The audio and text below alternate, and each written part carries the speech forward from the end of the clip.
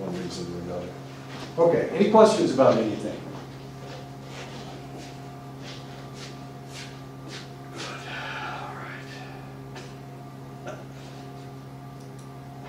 There we go. Okay, so let's go ahead and get started on the lectures. If you have any questions about anything, you can always email me. I will expect you to turn in your papers on the email. All right. How do I change? Slides. Okay, the first chapter is just a general introductory chapter. Okay. How do you advance it? Is the question. I'm sorry. Oh, there we go. We just clicked. Okay. So one of the questions, if we call this physiological psychology, biological psychology are actually not the same, as confusing as all that is. This is physiological psychology that I teach out of a biological psychology text. One is more based on biology, the other is more based on neuronal structures. Biological psychology theoretically deals with not only physiology, but also development and evolution and all the functions of the human body. Now, as I said before, we aren't just our physical structures, we're also the physical structures of bacteria. So we all have bacteria in our systems. If you've ever taken an antibiotic and it killed off not all of them, but some of the bacteria in your digestive tract, it probably gave you diarrhea. And that was because your colon was spasming due to the fact that you had lost a bacteria that was normally there that was maintaining you. A central premise of biological psychology is that bodily processes, particularly those of the nervous system, are the basis of all behavior. Geez, I'm going to stand up here. Okay. Are the basis of all behavior. Yeah. So why do we act the way that we do? Well, it may have something to do with biomes. It may have something to do with our neuronal structures. Are we wired incorrectly? When they say this guy's wired wrong, is that correct? Are there structures in their brain that are incorrect? Can we visualize these structures to determine if this individual there's something wrong with this individual? Can we do that? Can we do an MRI and find out if there's something going on there? Can we find a guy that keeps breaking into people's houses and do an MRI on this sucker and try to figure out what's going on with him? Will that work? Will we find something different? Probably not. Probably not. Unless he's got a tumor and it's pressing against a select portion of his brain. John McCain found a tumor in John McCain's brain over the summer. They waited. I hate to talk about politics, but they waited until John McCain recovered enough so that he could go back so he could vote on the health care bill. And initially he voted yes, and then you may have seen this over the summer. He came in and he was not a happy camper. He came in and he went no. And McConnell was standing right in front of him. Did you see that over the summer? Oh man, McCain, that guy's got some testicles, let me tell you. Because he was standing right in front of the Senate leader, and he just went like that. And of course, he's a Republican, and so is McConnell. They control the Senate, and he defeated the bill all by himself. Well, he and two other Republicans, two women, one from Alaska and the other one from Maine, defeated it. Anyway. Biological psychology is a multidisciplinary in scope and draws on knowledge produced in diverse scientific fields in an effort to produce integrated descriptions of the generation of behavior. and this is something that I didn't tell you guys last year, and I probably should have mentioned this. The more information you have, the better a psychologist you're going to be. What does that mean? If you only study psychology, you're going to be a good psychologist. But if you have knowledge in other areas, like in medicine, like in physiology, as an engineer, or as a neurologist, it's going to make you a better psychologist. The more information you have, the better psychologist you're going to be. Now, you guys have a head start on people that are just Westerners, because you come from a culture that is different, so you have that cultural knowledge, and you also understand Western thought, or potentially you understand Western thought. Most of the educational system in the United States is based on Western thought. So if you went to school, and of course I'm teaching you Western thought right now, you have two large piles of information. You have your Western culture that you may not adhere to, but you have your own culture, and that's a really positive thing. The more knowledge that you have, the better a psychologist that you're going to be. The better that you're going to understand someone who comes in to talk to you. The more information that you have. So I have a lot of medical information because I worked in medicine for 30 years, and it's actually helped me a great deal when I'm dealing with people's problems. I can understand that aspect of their problems. I also have a degree in political science, and unfortunately I talk about politics way, way too much. But that's another piece of information. Now the reality is that if we were out there counseling today, there's a lot going on politically out in the United States right now. And a lot of it has to do with white supremacy and racism. So if you're a political scientist or a psychologist that understands diversity, then you understand what's going on. Or you have a better insight into why people are saying some of the things that they're saying and doing some of the things that they're doing. What's going on right now? So we just had that conflict in Charlottesville. Do you guys know about that? Or you skipped over it? Okay. There's a lot of stuff going on. And unfortunately, the president made a mistake. He didn't make it once, he made it twice. The first time, what happened in Charlottesville was they were having a demonstration that's theoretically was about not taking down the statue. Theoretically, that's what it was. But of course, individuals that adhere to that idea tended to be neo-Nazis, the KKK, and white supremacists. Is there a difference between the three of them? Oh, yeah, there is, but they've all got this idea that they're better than everybody else. Let's just say that. They have this idea that they're better than everybody else. So that's how the thing started out, and then there was a counter demonstration. And the counter demonstration were people that adhered to the idea of diversity. They didn't like the idea of white supremacy. They didn't like the neo-Nazis because the Nazis were Aryans, and they believed that, or they had Aryan beliefs, and they believed that white people should dominate everything in the world. So there was a counter demonstration, and at one point someone drove a car into it. The demonstration injured 19 people and killed one lady.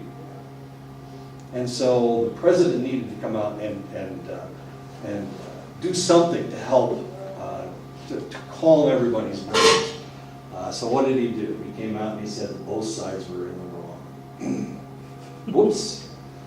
Well, when we're talking about white supremacy, this whole concept of the KKK and neo-Nazism and whatnot, most politicians say that that's incorrect. But he didn't do that. He said both sides were incorrect. The people that were against white supremacy and the people that were for white supremacy, there were bad people on both sides. Yeah, I know, it was kind of bizarre. So that's what he said on Saturday, and then on Monday he said, oh no, neo-Nazis, this whole white supremacy thing is a really bad thing. And then on Tuesday he came out again at a press conference when the reporters pushed him. He said, no, there's bad people on both sides. And there are good people on both sides. Well, it's kind of hard to find a good person that's a neo-Nazi, but evidently he knows people that nobody else knows. Anyway, so right now in the United States, you have people that back Trump, that believe some of the things that he believes in. So if you understood what's going on in politics, if this individual came in to talk to you, you would understand where they're coming from. Or somebody that is real upset. One of the things that has happened since the election is there's a lot of really pissed off people in the United States right now. Really pissed off because they don't like Trump, they don't like what he stands for. A lot of really angry women because of some of the things that Trump has said in the past, has done in the past. So there's a lot of really angry women in the United States, including my wife and my daughter. Both of them have been just angry, and so they get on Facebook. I don't know, they do those Facebook things where they send strange videos of people. They're really upset, and you know, I'm not that upset. I'm a political scientist, and I was not in favor of Trump's agenda, but I'm not as angry as my wife is. I've never seen my wife this angry before. I don't usually make her angry. And my daughter, oh my God, my daughter. Now my daughter is really tough. She's a tough chick. So some of the things that she says and does, I'm surprised. She got fired from her last job for being so. She was angry, and was she angry at the administration? The reality was she was more angry at the election than she was at anything else. She got fired because she was so vociferous. She was so verbal. She wasn't saying this to the students, she was saying this to the other faculty. And the administration was a very conservative administration. So they decided to get rid of her, and they did. And now she's had to move. That's neither here nor there. Okay, so the more knowledge you have, the more understanding that you have, the better a psychologist that you're going to be. But no matter what you go into, whether it's research, there is a problem in academia today, and this is a problem that I see that a lot of people don't. If you focus on one thing, you become what we refer to as myopic. You only see that one thing. You see the world from one point of view. And this is really not a very good idea, because the only individuals you can communicate with are people with the same myopic idea. Most people have fairly diverse ideas, just like everybody here. Nobody does the same thing when they go home as somebody else. You all have different interests. You watch different television shows. Maybe some of you watch Game of Thrones. Is that what it's called? Game of Thrones? Okay, there we go. I got two of you that watch Game of Thrones. Okay. I've never seen the show. I read about it in Time magazine. I'm going, there's a dwarf. Now is he a midget? Okay. Yeah. Which he was the guy in Pixels. He was the bad guy in Pixels. Was he? Yeah, bad guy in Pixels. Yeah, he is. Yeah. See. We have watched Pixels. Well, I think that's a great movie, mainly because I'm a sucker for a love story, and there's a love story. Adam Sandler and whoever that lady is. I thought you were talking about the game, the Pixelated, where he's in love with the game. The Oh, yeah. Female. Some of you may be gamers. I don't understand gaming. It seems like an addiction to me. It seems like, I don't know, Joe probably spent 8 hours last night killing zombies or something. I don't know. Okay. So the more knowledge that you have, see, if somebody came into me and they had a gaming addiction, I couldn't handle it. I mean, I wouldn't understand where they're coming from. But maybe somebody that is a gamer, they understand this stuff. Somebody that understands Game of Thrones, and a new season it's coming out in September. It's already playing out. It's already playing out. Okay. Okay, so the more knowledge you have, the better a psychologist you're going to be. This is biological psychology. It encompasses everything. It encompasses endocrinology, immunology, biochemistry, physiology, neurology, psychiatry, computer science, cognitive science, anthropology, evolutionary biology, where we try to determine where the hell we came from and why we do the crazy stuff that we do. Paleontology, going back and looking at the structures of humanity in the so far distant past that that all of these bones have turned to rock. Paleontology. We're getting just tons and tons of information about who humans used to be by looking at paleontology, by looking at this information that we get from looking at bones that are no longer bones, but they're rocks. Anatomy, developmental biology, molecular biology, all of this stuff is very important. And all of this feeds into biological psychology, and we'll be talking about all of this stuff. Now, as a psychologist, you can focus on any of this stuff. And potentially, you can select one of these things: anthropology, evolutionary biology, endocrinology. You can focus on this one thing, and you can become an expert in that area. That's the way it works in academia. You can focus on one little thing, one tiny little thing, if you want to. Even gaming, which seems like a silly thing to me, but even gaming. We have gaming addiction right now. Why in the world do people have to play the game? What does that have to do with addiction? What does this have to do with shooting up with opium or snorting cocaine or smoking dope? What does that have to do with it? Well, maybe there is a structure in the brain that makes you addicted to this. So this is really very important. I have no idea what time it is. 9:48. 40, okay. I'm okay. I'm 48. Okay, sometimes I lose track of time. Like I said, I can't tell time, so thank you for telling me. I have a phone. There you go. Yeah. If I turned it on, it tells me Go what 17. 48, there we go. All right, that's good. Okay. Why do I have a picture of Catherine Mary Stewart on the up here? Why do I have a picture of Catherine Mary Stewart? Have you guys ever seen this lady before? No. She was in what is it, Starfighter, The Last Starfighter. I know, it's a movie from the 1980s. She was in a movie about the end of the world and everybody died. A meteor came down. I can't remember what they called the movie. Anyway, Catherine Mary Stewart. At other institutions, the students have harassed me about what did your wife look like? What did your second wife look like? What did your first wife look like? Well, this lady looks like my second wife, so that's the reason I put her up there. Her facial structure is exactly the same as my second wife. So if you ever wondered what kind of crazy people would marry me, the answer is somebody that looked like that. So she looks like my second wife. I was only married to my second wife for, I don't know, December to May. What is that? How many months is it? 5 months? 5? 6. What party is that? She left. I think she left in March. So wait a minute. And then we got divorced in May. So she left. She was military, so she took an assignment, didn't tell me she was leaving. Next thing I know, she's got orders for California. And I was in Lubbock, Texas.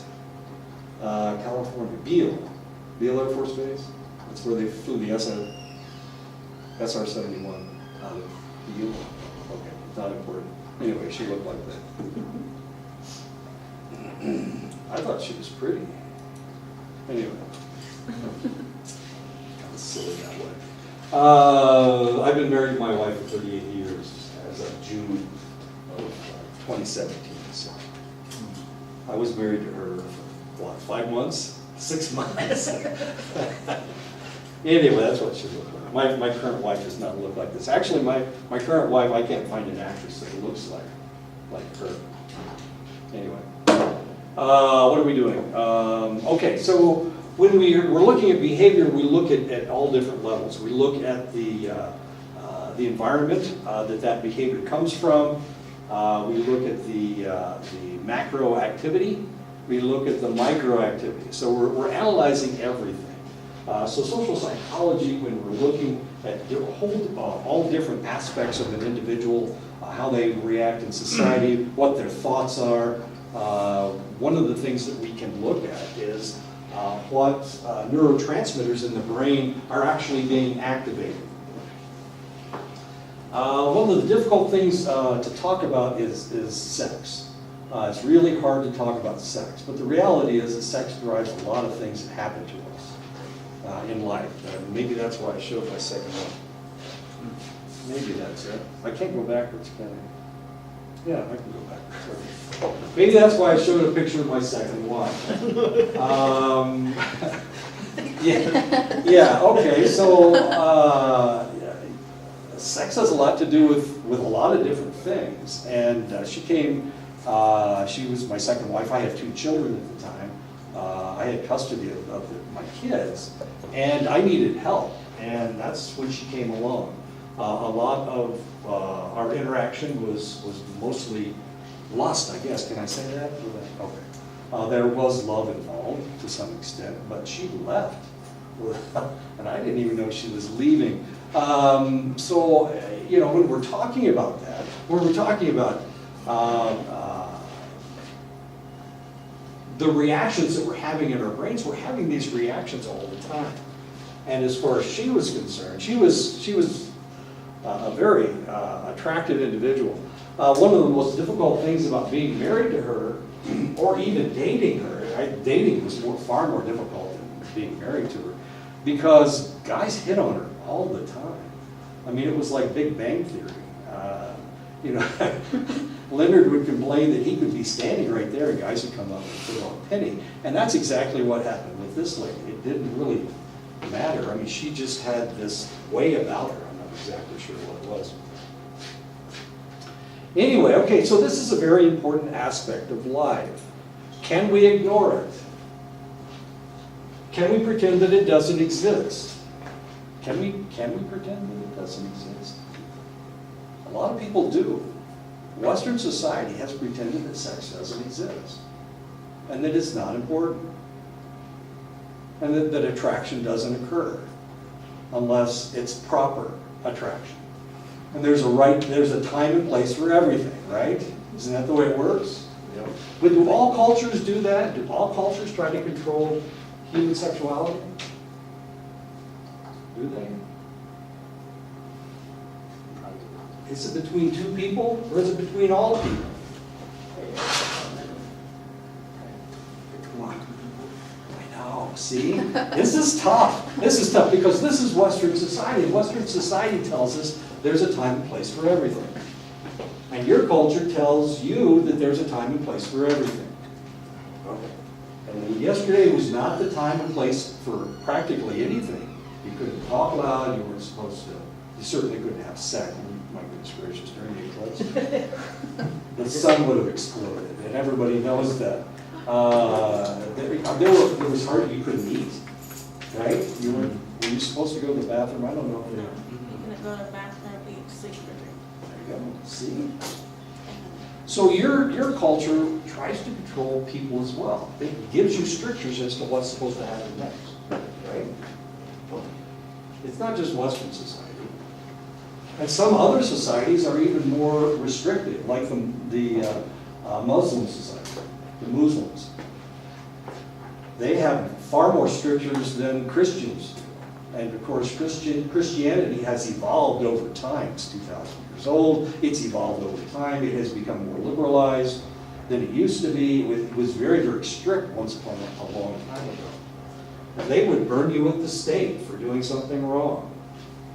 Fortunately, by the time they invaded the Americas back in the 15th and 16th and 17th centuries, they had become far more liberalized than they were back in Europe. I mean, if you look at what was going on in the 10th century or the 9th century or the 11th century, oh, geez, the church controlled everything. It was an ugly, ugly time in human history. And of course, the Muslim world expanded mainly because they gave you a choice. If they conquered you, you had a choice. You either converted or died. And the way they killed you was by decapitating you. Okay, but we're beyond that now. So do cultures really try to control you? And the answer is, oh yeah. And all cultures try to control you, including this one. This culture told you what you could do yesterday and what you couldn't do. Now, luckily, I guess, I'm living here, but I'm not Diné. So, yeah, okay, so all of those strictures didn't apply to me, right? I think. Okay. Wilson didn't tell me anything about it. I talked to him this morning and he didn't give me a hard time. Okay, but I was about the only faculty member that was here. But the other faculty member that was here in our department was Diné, which is kind of interesting. And she tried to hold class during the eclipse, which I found kind of interesting. Nobody came. She was there, nobody came. Anyway, okay. So we have culture that's trying to control us. So does that have something to do with any of the neurotransmitters in our brain? Of course, why we smile, that's why we get depressed, that's why we, when we're not feeling very good, we eat fatty foods, makes us feel better every damn time, works perfectly if you're female, but if you're a male, it doesn't work. What we need to do in order to make ourselves feel better if we're feeling bad is to raise our testosterone levels. Testosterone makes you feel damn good. And since we have so much of it, all we need to do is raise it. How do we raise our testosterone level? How do you raise your testosterone level? You punch somebody, or punch the wall, or lift weights, or do something to raise your testosterone level. And that's the way we do things. That's the way we do things. It's not going to work if you're female because you don't have as much testosterone as we do. So you guys have to eat fat. And why does fat work? You have to eat ice cream. I don't know. Okay. You have to eat ice cream. Nah, you can eat a cheeseburger. That'll work too. What you need to do is raise your serotonin level to make yourself feel better. The other night, Tina Fey came on. She was really upset about Donald Trump and Charlottesville and whatnot. So what did she do on television?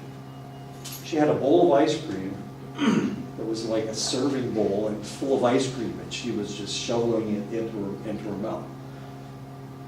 It was a joke? Yeah, that's funny, but the reality is you can eat ice cream, it'll make you feel better. Why? Because ice cream has fat in it. It has dairy fat in it. Dairy fat has tryptophan, and tryptophan is a precursor for serotonin. It gets better. You don't have to eat ice cream. You can eat chocolate, and chocolate will make you feel better. Why? Because it raises the neurotransmitters in your brain that make you feel like you're in love. So all you have to do, if somebody breaks up with you, is eat chocolate and you'll feel better about everything. Does that work for guys? Can we eat chocolate and feel better about it? Nah, it doesn't work for guys. It only works for young ladies, and that's kind of cool if you think about it. That's why you crave chocolate when you're feeling bad about a romantic thing. That's why guys give you chocolate for Valentine's Day. We know why guys are giving you chocolate. Now if you get chocolate for Valentine's Day, you're going to think the guy's doing something. Like he's got ulterior motives. And the reality is he does have ulterior motives. We know exactly what he's planning to do. Okay, so I'm sorry that I told you all of our secrets, all of our men's secrets. He could give you a pizza. Well, that wouldn't work. If he feeds you pizza and then gives you a box of chocolates, you know what's going on. What he thinks is going to happen next. Males.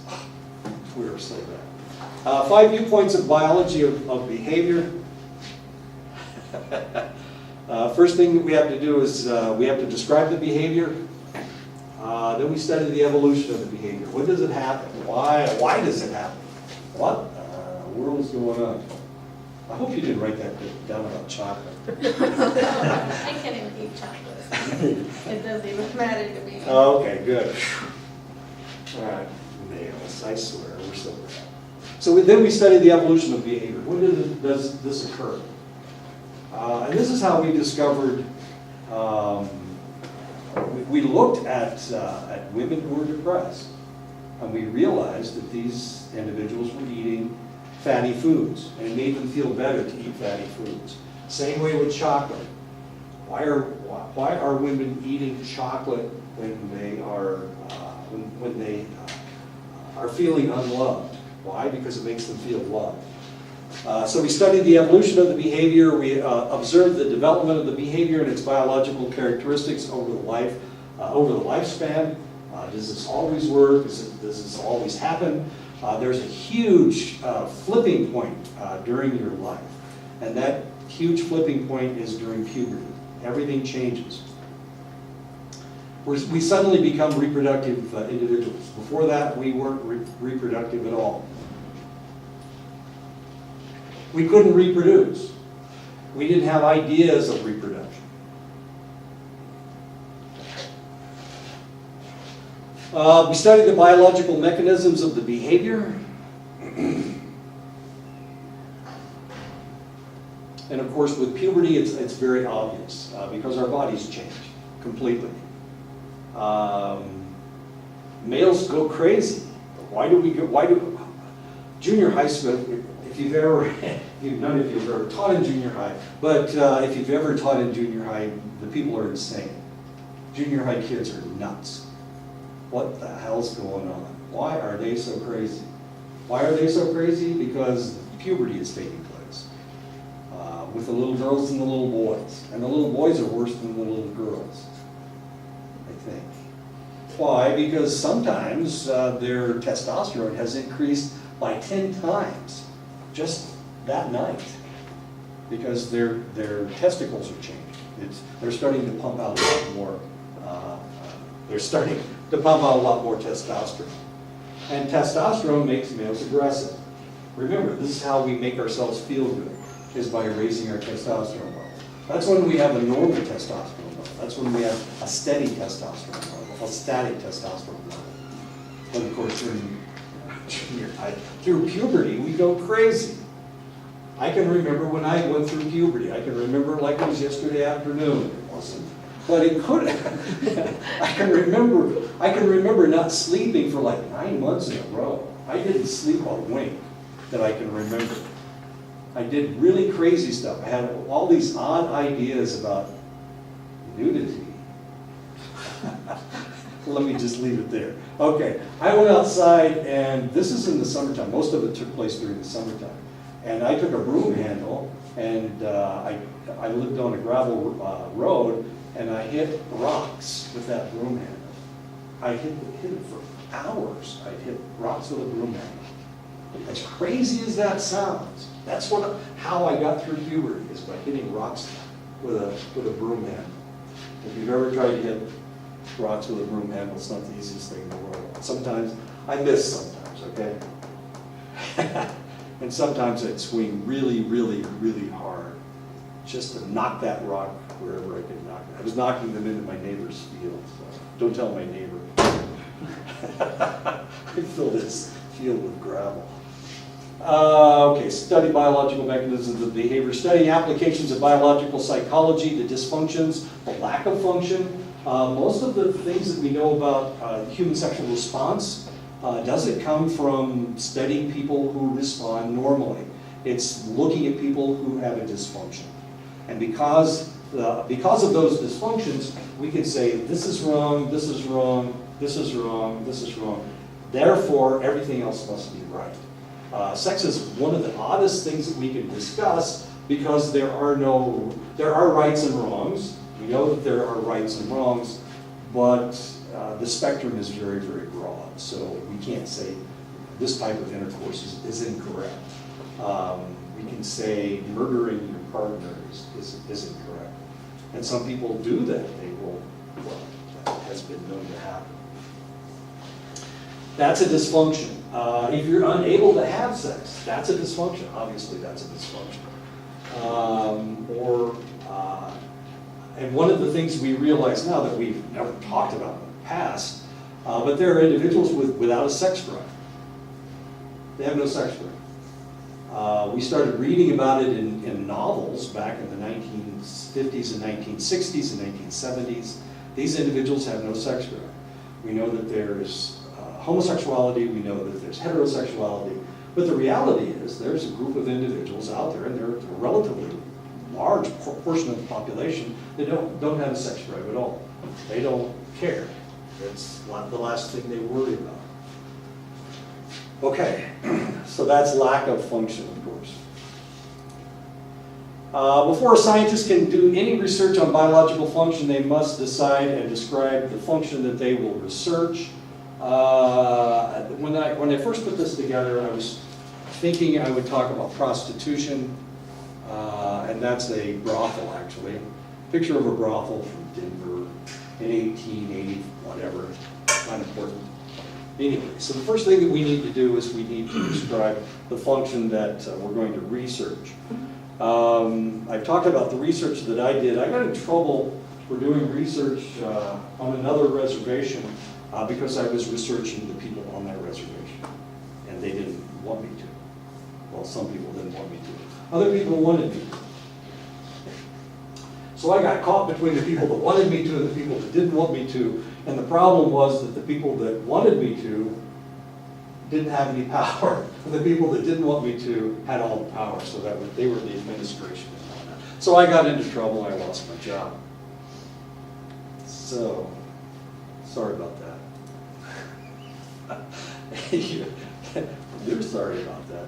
I'm sorry about that. By comparing species, scientists can speculate how behavior and neural structures have changed as species have evolved. And of course, if you don't believe in evolution, if you believe that humans have always been here in the same form they are today, then this gets really confusing. Because as far as that's concerned, we don't have anything to do with monkeys and apes and whatnot, or rats or birds or whatever. But of course, most scientists believe in evolution. Some of them don't, and I have worked with people that didn't believe in evolution. It was a really strange conversation. This guy was a biochemist, and he didn't believe in evolution. And most of the conversations we had started and ended with, I don't believe it, well, and then I would give him all of this evidence. He'd say, well, that doesn't prove anything. You can't prove that one thing came from another. It's really kind of a bizarre idea. And you don't have to believe in evolution. You just have to understand that other animals have something to do with us. How's that?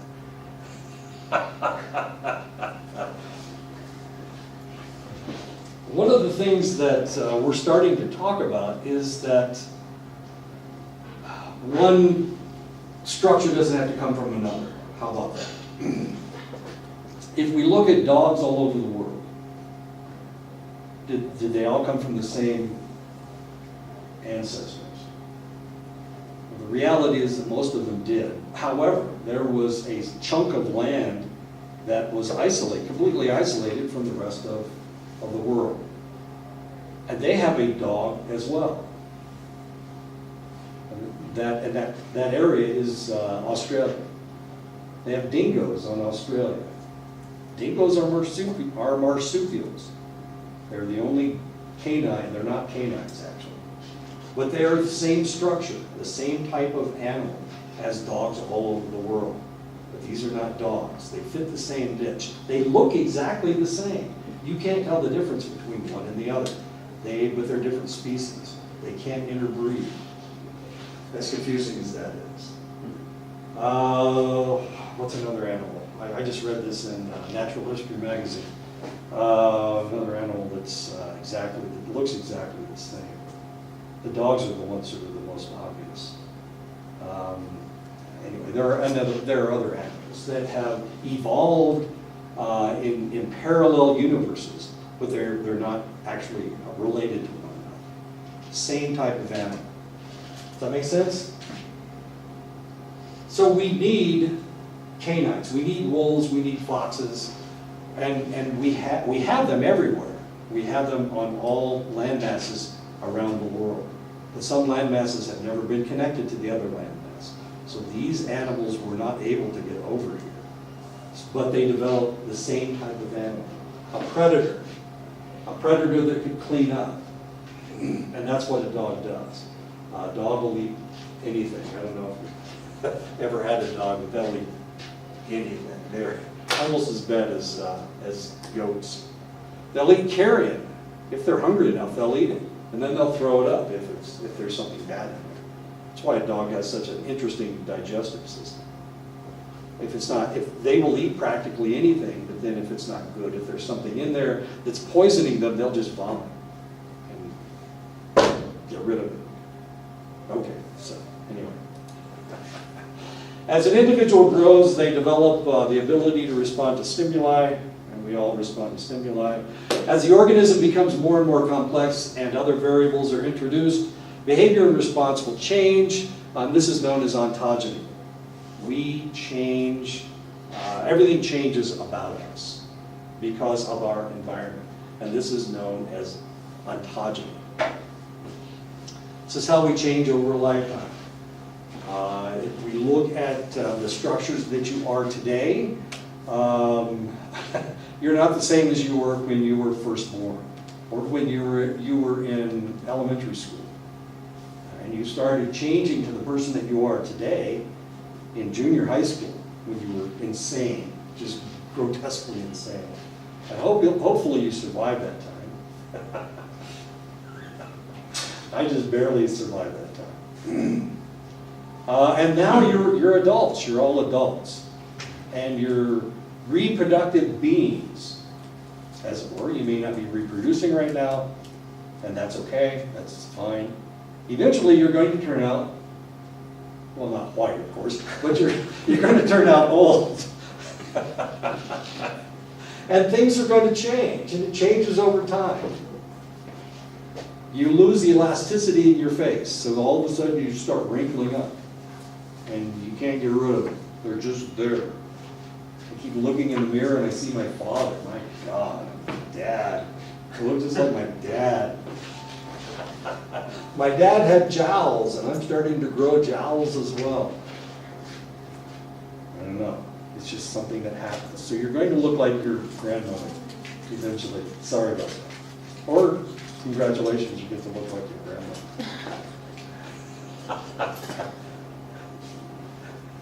301, yeah.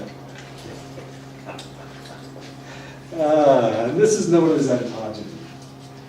How an individual changes over a lifetime. Ontogeny. And we all will change, certainly. One of the things that's going to happen in the next couple of weeks is that I'm going to go to my 50th high school reunion. Okay. There's only one person that looks like anywhere close to what they looked like in high school. So I'm not going to know anybody. I went to school with these kids for 12 years. I grew up with these kids. And I won't recognize anybody except that one guy. Well, there's another guy that looks kind of like he used to in high school. I will recognize him. He was my next door neighbor. I don't look the same as I did in high school. For one thing, I've got facial hair that I didn't have back then. I didn't start shaving until I was like 25 years old. My goodness, I looked like a little kid. By that time, I already had 2 children of my own. My arms were really skinny. Oh my goodness, I have pictures of me when I was in the Air Force playing softball, and I got like stick arms.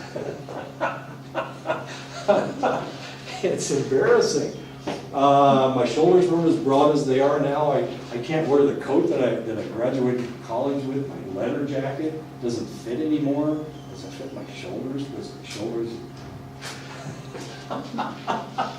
so much bigger than they were before. I was a skinny little thing, let me tell you. At one point, coming back from Vietnam, I weighed 112 pounds. I weigh 190 pounds right now. I know, I don't feel fat. I don't feel fat. Maybe I am fat, I don't know. That's why I'm over here and not over there in front of the camera. I can see how fat I am. So it should be interesting. I'm going to talk to all of these individuals and see how they've changed over time. Some of them, most of them I won't recognize. 11 people have died out of my high school class.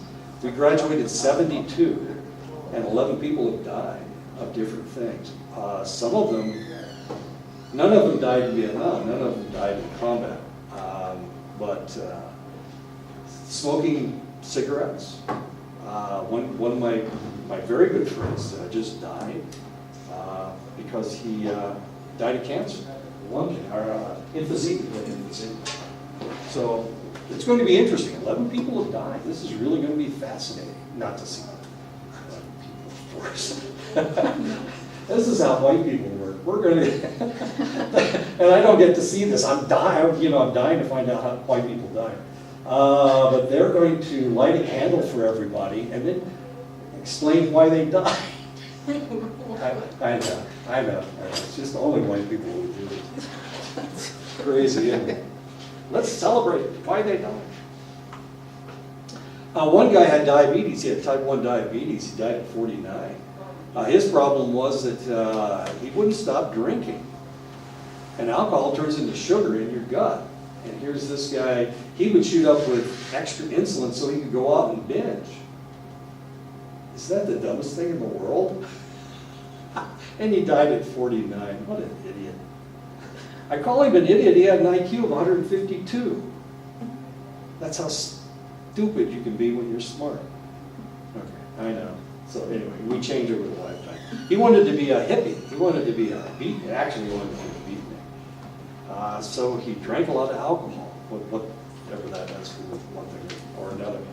The history of a species tells us the evolutionary determinants of its behavior. The history of an individual tells us the developmental determinants. The scientist must regard the organism as a machine made up of billions of neurons, and of course that's the way we look at history.